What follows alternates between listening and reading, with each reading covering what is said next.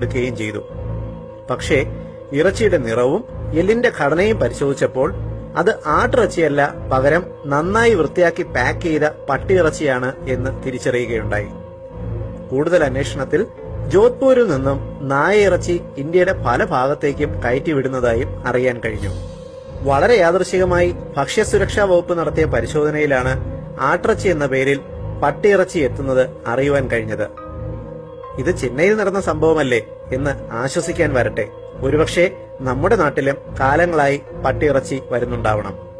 ആടിന്റെ കൊഴുപ്പ് ചേർത്ത് പാകം ചെയ്താൽ ആട്ടിറച്ചിയും പട്ടിയിറച്ചിയും തമ്മിൽ തിരിച്ചറിയാൻ പോലും ആകില്ല. അതിനാൽ കുറഞ്ഞ വിലയ്ക്ക് ഹോട്ടലുകളിൽ നിന്നും മട്ടൺ ബിരിയാണിയും മട്ടൺ ഫ്രൈയുമെല്ലാം കഴിക്കുന്നവർ ഒരു നിമിഷം ശ്രദ്ധിക്കുക.